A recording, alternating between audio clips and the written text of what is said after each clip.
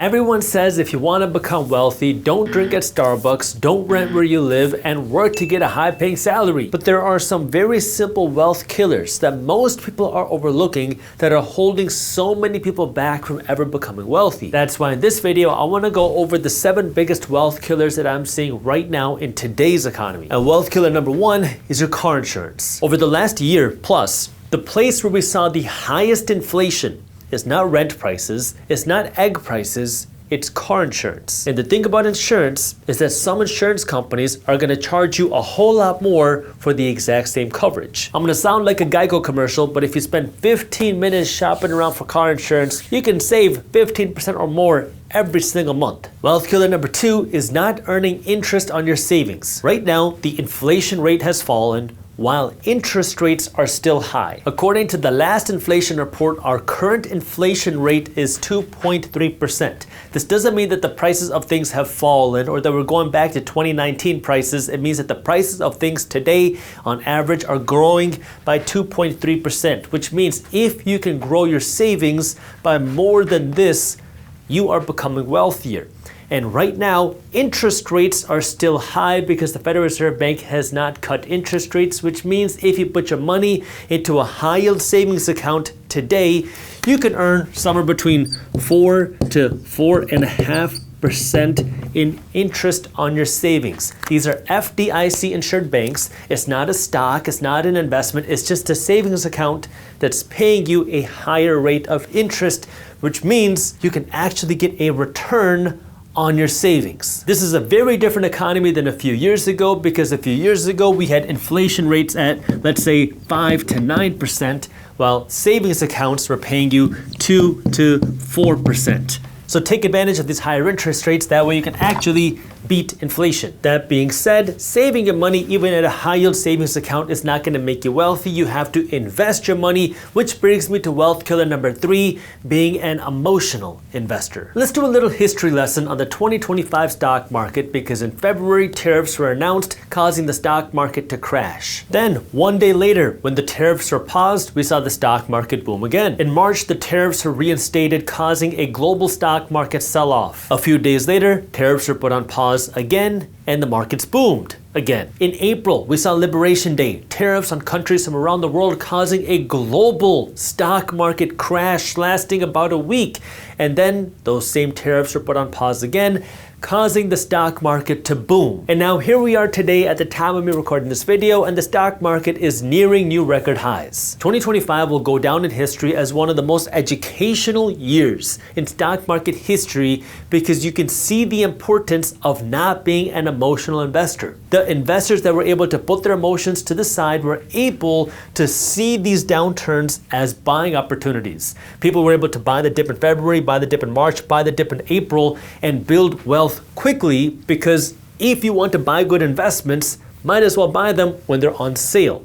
Now, I'm not saying we're not going to see volatility ahead. I'm not saying we're not going to see a market crash ahead. I'm not saying we're not going to see a recession ahead. What I'm saying is, if you want to be a long-term investor, downturns give you the opportunity to buy good investments at a discounted price, because most people in February, March, and April panicked, freaked out, sold, and lost money. But if you want to be able to build wealth, you have to be able to put the emotions aside, understand recessions happen. Number 2, understand market crashes happen, and that they will continue to happen. Now, for those of you that are investors or want to become investors, again, my team at Briefs Media publishes a free daily newsletter called Market Briefs, where we break down what's happening in things like the stock market, housing, crypto, and the global markets, including our own economy, into a fun, witty, and easy to read newsletter. We have hundreds of thousands of investors that read Market Briefs every morning. Plus, when you join Market Briefs, you'll also get my investing masterclass, where I'll be going through how you can start being a smarter investor and find hidden investment opportunities in today's economy.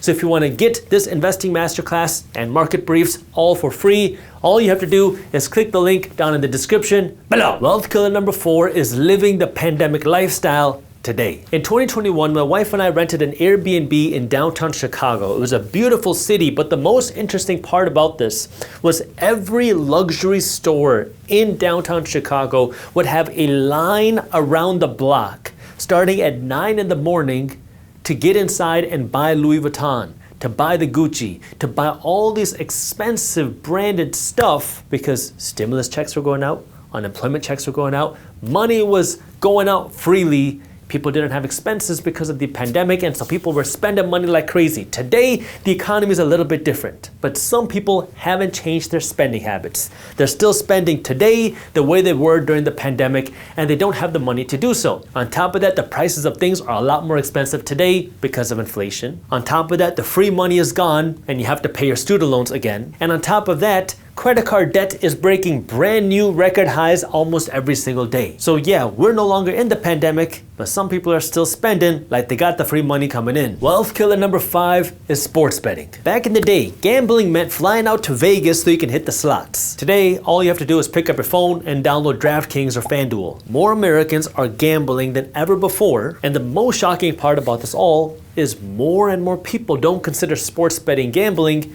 They just call it gaming. Look, if you want to gamble, be my guest, but you got to remember rule number 1, which is the house always wins. If you're going to gamble, expect to lose money. Expect to not make any money and do it for the fun if you find it fun, but you're not going to make any money.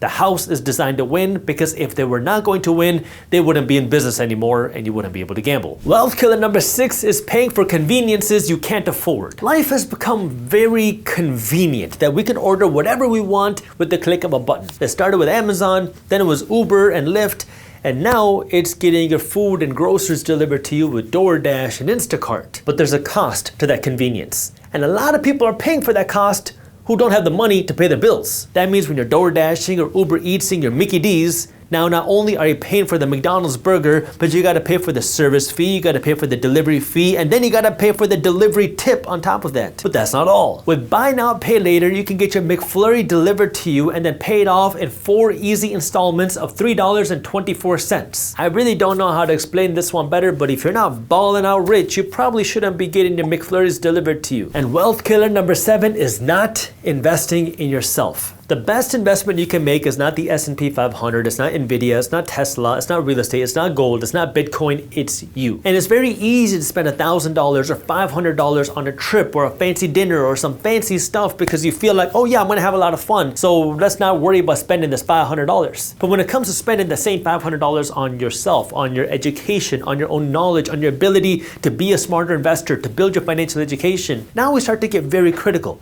Am I gonna get a good return on this? What happens if things go wrong? What happens if I don't get a return on my money? But when it comes to us spending money on that fund, we never question it. And this is where I want you to be a little bit more comfortable investing in yourself. Start with investing time into learning things on YouTube. Then read some books, buy books, read them, maybe audiobooks. Then maybe buy some classes or research if you are an investor. That way you can have better insights, better information to make smarter decisions. That way now you can invest in yourself to be able to build more wealth instead of just trying to do it all yourself, because sometimes you can learn from somebody or something else to shortcut your path by spending some money instead of having to do it all yourself. And there you have it, the 7 biggest wealth killers of today's economy. If you have $100 in your bank account and you want to buy this $1,000 Gucci scarf, your bank would love to lend you the $900 at 25% APR, because when you make the minimum monthly payments, your banker gets richer. But that's just the beginning. When it's time for you to buy a house, who do you ask? How big of a house should I buy? Many times it's your banker, and they're not your financial